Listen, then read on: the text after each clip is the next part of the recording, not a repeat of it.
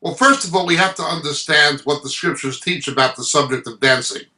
Beginning in the Old Testament, the Hebrew infinitive lirkod, to dance, was used as a worship form. Much to the disapproval of King David's wife, the daughter of King Saul, Michal, David danced mightily in the spirit, and he was apparently stripped down to the ancient equivalent of underwear when he did it. She found this public display dishonoring to her, not so much to David or even to the Lord, but to her personally. And as a result, God struck her barren. The Lord accepted it as valid worship. She had been the daughter of a king. She had been the wife of a king, but she would now never be the mother of a king. Under God's judgment, the Lord approved of David's dancing in the spirit as a worship form. And so we see in the Exodus, when Mary, that is Miriam in Hebrew, took the timbrel, the Toth Miriam in Hebrew, and began dancing before the tribes of Israel, the horse and rider thrown into the sea, leading the women and singing the song of Moses. Again, it was a biblically acceptable form of worship. In the New Testament, Jesus refers to it innocuously by way of analogy when he publicly rebukes the people who are ignoring his teaching and not following him as they should, by saying or comparing it to someone who played a dirge but you would not dance. And again, he makes certain allusions back to the book of Isaiah. So there is nothing in Scripture that inherently forbids the practice of dancing per se, nothing at all. It's the way that dancing is done and the reason why it is done. Now, of course, in the world of seductive dancing, there is dancing that is sexually connotated, that is basically demonstrations of public lewdness and things like this. But dancing is a neutral thing. It can be done either way. I have seen Davidic dance that is well done quite tastefully and quite worshipfully, and I have no problem with it. Those who do have a problem, and it's called nomianism, a form of legalism where they confuse sanctification with holiness. What they're basically saying is, because the world misuses dance, we shouldn't have dance at all. Well, in that case, get rid of your money. The world misuses money. In that case, get rid of your medication because the world misuses drugs.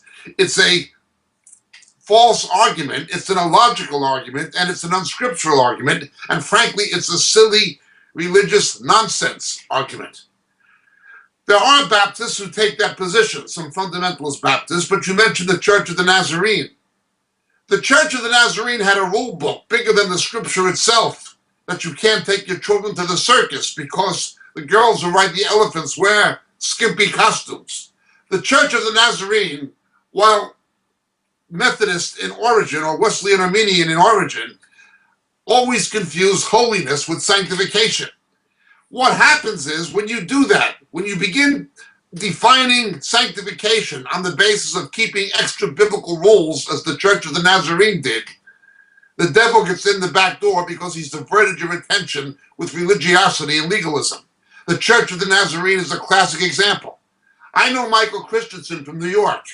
He was a leading figure in the Church of the Nazarene, did his doctorate in Yale University in theology, and he was gone into theological liberalism.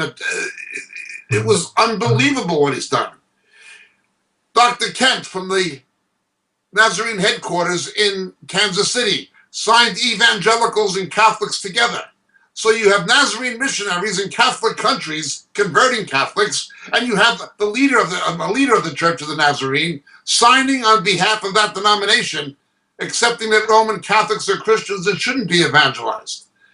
The Church of the Nazarene is in decline theologically and spiritually, and I would argue even ethically and morally in some quarters.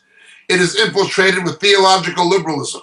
And the way that the devil bushwhacked them, hoodwinked them, was to get them to focus on legalism and confusing legalism with holiness. This is the Church of the Nazarene. They have Dr. Kent signed evangelicals and Catholics together. They have bigger problems than dancing or the girls riding the elephants in the circuses wearing skimpy costumes. The whole thing is silly. Now, obviously, Christians should refrain from public displays of promiscuity. things that you would see in the disco phenomenon of the 1970s and things like this, where the dance steps were often sexually connotated. Simply public promiscuity, sexually charged dancing, things that should not be demonstrated in any kind of public way by Christians. Should be something, should be simply obviously the reserve of the marriage chamber and not outside of that. This is clear. We avoid the world's interpretation of dancing when it is of a promiscuous nature. But to say there's something wrong with dancing in and of itself and the church should forbid it is complete religious nonsense. It has no scriptural foundation whatsoever. It is a diversion. Legalism, nomianism are not holiness. Walk in the Spirit, you will not fulfill the desires of the flesh. Biblical rule keeping will avail nothing, we're told in Romans.